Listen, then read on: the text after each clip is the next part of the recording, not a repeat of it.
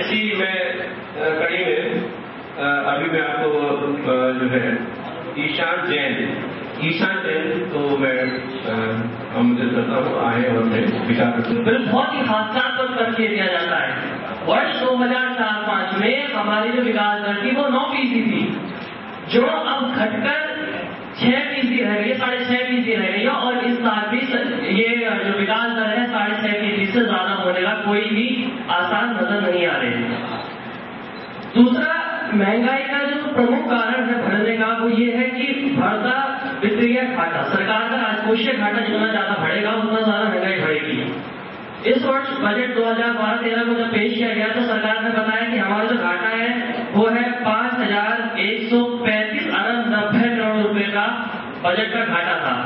ये जितना घाटा बजट का होता है वो सारा महंगाई के रूप में आपकी जेब में बढ़ता है, क्योंकि जितना भी बजट में घाटा होगा उतनी मुद्राओं का मुद्राएं उतनी ज्यादा छपेंगी और जितनी ज्यादा मुद्राएं छपेंगी उतनी ज्यादा महंगाई बढ़ेगी। दूसरी चीज, ये जो बजट में घाटा है, ये घाटा अगर आम आदमी पर खर्च किया जाए, गरीब आदमी पर खर्च किया जाए, उस देश को 80% आबादी पर खर्च किया जाए जो गरीबी रेखा से नीचे है। अर्जुन सिंह कमेटी की गुप्ता की कमेटी की रिपोर्ट कहती है कि 70% लोग आज इस देश में 20 रुपए रोज से कम कमा रहे हैं। अगर उन पर खर्च किया जाए तो समझ में भी आता है, लेकिन बहुत ही दुर्भाग्यपूर्ण तरीके से, बहुत ही दुर्भाग्य है ये उन पे खर्च नहीं किया जाता, खर्च किया जाता है कॉर्पोरेट सेक्टर पे। 40,000 करोड़ रुपए की सब्सिडी कॉर्पोरेट सेक्टर को दी गई है। और अगर 2008 से 2011 तक की टोटल सब्सिडी की बात करें तो 13 लाख करोड़ रुपए की सब्सिडी कॉर्पोरेट सेक्टर को कॉर्पोरेट विभाग में डाली गई है। ये बहुत ही दुर्भाग्यपूर्ण स्टोरी है। दूसरा, महंगाई पर जब बयान आते हैं मंत्री के तो हर मंत्री, सरकार का हमेशा अल्टीमेटम आता है कि 100 दिन के अंदर महंगाई खत्म हो जाएगी। जब सरकार सत्ता में होने का 100 दिन लगेंगे, 100 दिन में महंगाई खत्म हो जाएगी। आज तक तो 100 दिन का अल्टीमेटम देते हैं। भगवान श्री कृष्ण भी अगर धरती पर आ जाए और उनसे भी पूछते कि सरकार में 100 दिन कब आएंगे तो वो भी अपने हाथ खड़ा करते कि मुझे नहीं पता इस सरकार के 100 दिन कब आने वाले हैं। तो 100 दिन का इनका अल्टीमेटम कब खत्म होगा ये पता नहीं। दूसरी चीज, पेट्रोल के दामों को लेकर कहा जाता है कि पेट्रोल के दाम बढ़ गए तो महंगाई बढ़ी। तो पेट्रोल के दाम बढ़ने से महंगाई का और पेट्रोल के दाम का कोई लेना देना नहीं है। मेरा भी एक दोस्त कह रहे थे कि पेट्रोल बीपीएल परिवार का अगर कोई व्यक्ति है वो पेट्रोल पंप पे खड़ा हो गया, वो कैसे बताएगा कि ये कार्ड बीपीएल कार्ड है या नहीं है। अरे भैया मेरे दोस्त, गरीब का जो चूल्हा है वो पेट्रोल से नहीं जलता। पेट्रोल कौन खर्च करता है? उच्च वर्ग, संपन्न वर्ग के लोग पेट्रोल का खपत करते हैं और उनके महंगाई का उनपे कोई ज्यादा असर नहीं पड़ता। वो तो तब भी उतनी गाड़ी चलाएंगे और भी उतनी गाड़ी चलाएंगे। सरकारी अफसर होते हैं जिनको गाड़ियां मिली होती है, उनको सरकार की तरफ से कुछ पेट्रोल मिलता है, कुछ महीने कुछ लीटर पेट्रोल मिलता है तो उनको बहुत ज्यादा असर नहीं पड़ता। और दूसरी चीज ये कहा जाता है कि मेरी एक दोस्त ने कहा था कि खान पान में, फास्ट फूड में काफी वो हो गया है, हमारे स्टैंडर्ड बढ़ गया है, हम फास्ट फूड की तरफ बढ़ रहे हैं। तो खान पान रहन सहन केवल पूंजीपतियों, बड़े अधिकारियों, अफसरों तक ही सीमित है। गरीब जनता तो आज भी 2 वक्त की रोटी के लाने पड़ रहे हैं उसको। तो 2 वक्त की रोटी नहीं जुटा पा रही। 100 रुपए रोज कमाने में आदमी की कमर टूट जाती है और 100 रुपए में 4 जनों का अगर परिवार है तो आप 100 रुपए में उसका पेट नहीं भर सकते। और मैं कहना चाहूंगा महंगाई का एक जो प्रमुख कारण है वो सन 1991 से चली आ रही हमारी ये वो चीजें हैं जो पूंजीवाद की कोख से चुनाव लड़ने के लिए खड़े हो जाए, लेकिन चले भी जनता उत्पादन लेकर आ जाओ, लेकिन भ्रष्टाचार से आप नहीं कर सकते, भ्रष्टाचार को आप खत्म नहीं कर सकते, क्योंकि जब तक आप पूंजीवाद के खिलाफ नहीं लड़ोगे, जब तक आप पूंजीवाद के खिलाफ अपनी आवाज नहीं उठाओगे, भ्रष्टाचार खत्म नहीं हो सकता। ये पूरी दुनिया में है। और आपको जानकर शर्म आएगी कि 71 देशों की सूची में हमारा स्थान 67वें नंबर पर है भूखमरी पर। और जो हमारे पड़ोसी देश हैं, नेपाल, श्रीलंका, पाकिस्तान, भूखमरी में उनकी स्थिति हमसे कहीं ज्यादा बेहतर है। और चाइना वो देश है जहां पर भूख की कोई समस्या ही नहीं है, वहां भूखमरी कोई समस्या नहीं है, चाइना वो देश। तो लड़ना पड़े। तीसरा एक कारण किया जाता है कि अभी एक ने कहा कि मोटरसाइकिल का यूज बढ़ गया, कार की बिक्री बढ़ गई, कार और मोटरसाइकिल का यूज ज्यादा हो रहा है। 10 से 12% युवा ही ऐसे हैं जो कार को मोटर बाइक पर चलाते हैं। देश का मजदूर तो आज भी अपनी एटलस की साइकिल लेकर दौड़ता है। और सुबह से शाम तक साइकिल चलाता है, उसके पास मोटरसाइकिल नहीं है, 10 से 12 लोगों के पास, संपन्न लोगों के पास ही मोटरसाइकिल है। और दूसरा चीज, आज वो विषय नहीं है, ना ही इतना समय है, वरना मैं इस बात को कहता है कि पेट्रोल और डीजल के दाम बढ़ने से महंगाई का कोई लेना नहीं, क्योंकि इनके जितना दाम बढ़ेंगे उतना ही हमारी इकोनॉमी को फायदा होगा, क्योंकि उतना ही सरकार का राजकोषीय घाटा कम होगा। और आपने देखा होगा अभी पेट्रोल और डीजल के दाम बढ़े हैं, तो दाम बढ़ते ही हमारा जो रुपया है उसकी स्थिति मजबूत हुई है। किसी दिन इस विषय पर रुपया अगर बात होगी तो मैं अपने पॉइंट गुजरात तरीके से जस्टिफाई कर पाऊंगा। और अंत में सब जो सरकार के मंत्रियों के बयान आते हैं वो बिल्कुल इतने क्रूर बयान होते हैं, वो आम आदमी, गरीब आदमी के जख्मों पर नोक छिड़कने का काम करते हैं। कृषि मंत्री का बयान आता है, वही कहते हैं कि मैं कोई जोशी नहीं हूँ जो छड़ी घुमा तुम्हें मैं बता दूं कि महंगाई कब कम होगी। एक मंत्री कहता है मैं कोई जादूगर नहीं हूँ, एक मंत्री कहता है लोग आजकल ज्यादा खाने लगे, इसके बाद वस्तुओं के दाम बढ़ने लगे हैं। और एक अभी तो पी चिदम्बरम जी का बयान आया था, जब वो गृह मंत्री थे, उन्होंने कहा कि इस देश के लोग 20 रुपए का मिनरल वाटर और 15 रुपए का बर्गर खाते हैं, और अगर 2-4 रुपए बढ़ जाए आटे दाल पर तो शोर मचाने लगते हैं। नहीं, और मेरा मन दवाई नहीं देता, मैंने बहुत कोशिश करी महंगाई के पक्ष में बोलने की, लेकिन मेरा मन दवाई नहीं देता, मेरे आत्मा ने मेरे को कटोटा। उन्होंने आप जो इस पक्ष में बोल रहे हैं वो अपने आप से सवाल करके पूछे कि क्या उनके घर में जब आटा 8 रुपए किलो आता था, आटा 16 रुपए किलो आता है, दाल 80 रुपए किलो हो गई, क्या उनकी जेब पर फर्क नहीं पड़ा? उस मजदूर के घर पर देखिए, उस झोपड़ी में जाकर देखिए जहाँ पर बच्चा कुपोषण का शिकार है, जो भूख के मारे बिलबिला रहा है, क्या उसकी झोपड़ी में देखने के बाद आप अपने दिल पर बात करके ये कह सकते हैं कि हाँ महंगाई लाभप्रद है?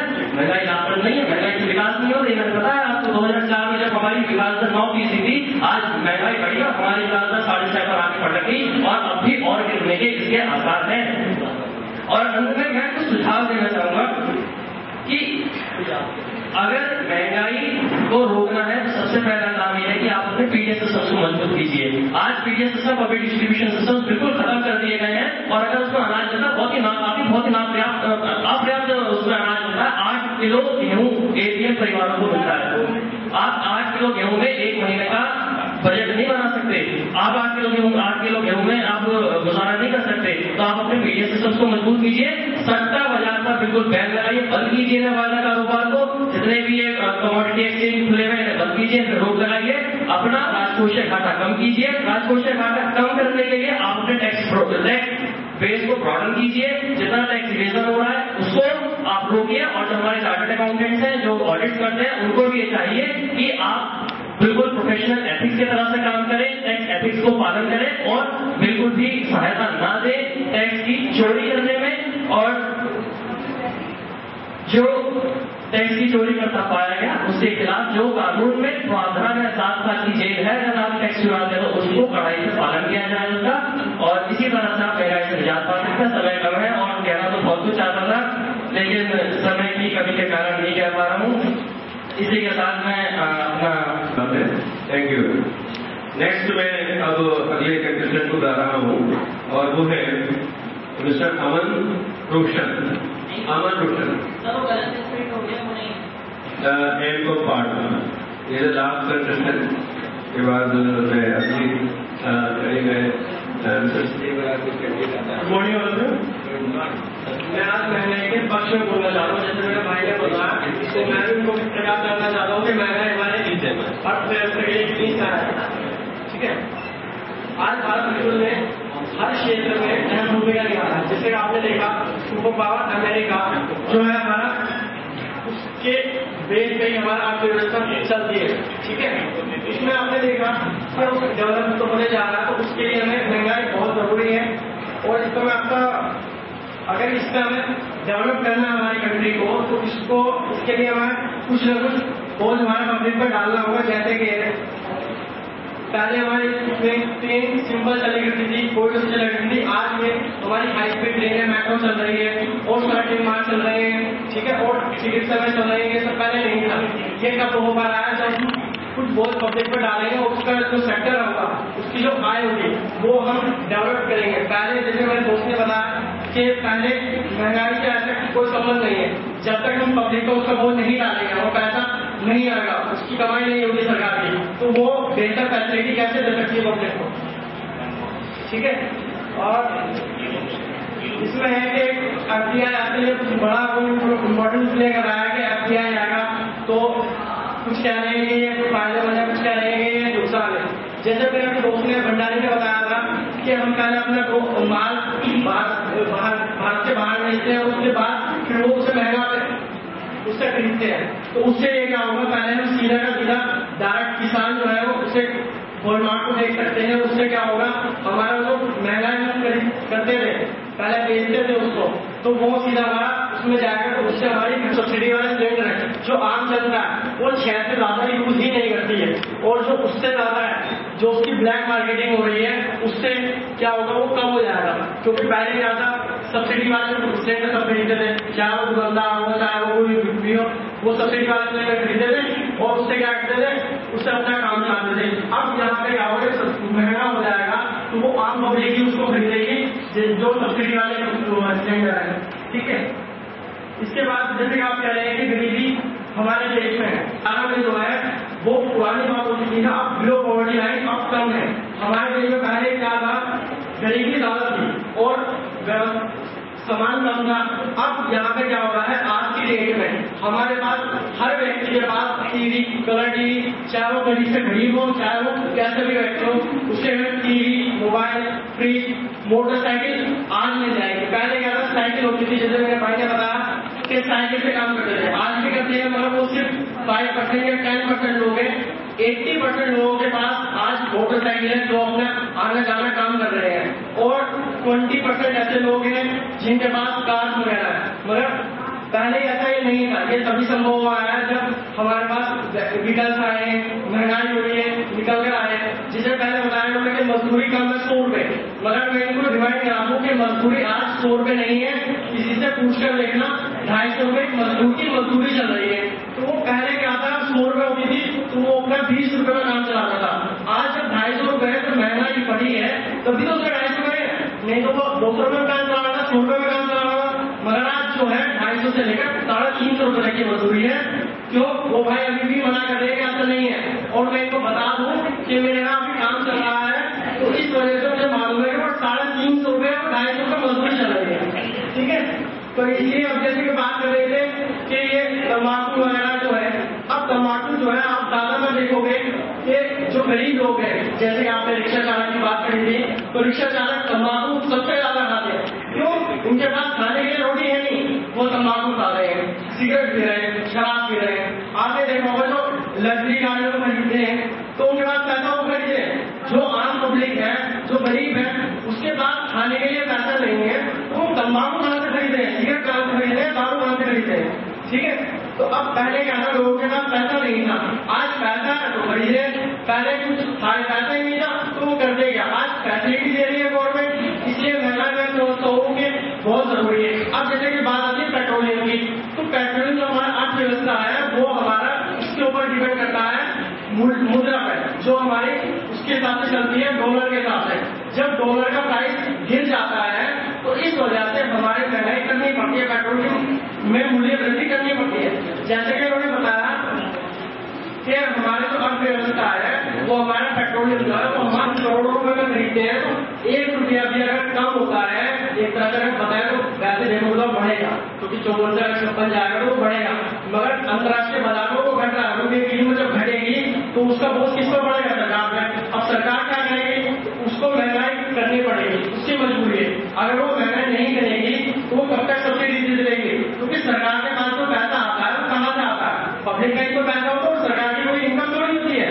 तो सरकार जब वो पैसा आएगा वो पब्लिक पर डालेगी, उसके पास आएगा तभी तो वो कुछ कर सकती है। अगर वो सब कुछ देती रहेगी, एक सरकार आएगी, कोई भी सरकार आएगी, चाहे वो भाजपा की रही हो चाहे वो हमारी जो महंगाई बढ़ी है आती नहीं हुई है, ये तो दर बदर जैसे सरकार आती है या किसी भी सरकार रही हो, चाहे वो कांग्रेस हो चाहे वो बात हो, तो हमारी जो महंगाई है वो दिन ब दिन बढ़ती जाती है, किसी के बस में नहीं है। क्यों? क्योंकि जो है हमें अगर अपने देश को आगे बढ़ाना है तो उसके लिए महंगाई बहुत जरूरी है। मैं इतने कहना, आपने महंगाई के पक्ष में विचार रखे, और काफी कुछ ऐसे मरीज टॉपिक की वो बताएंगे और इसके पक्ष में अपने विचार प्रस्तुत करेंगे।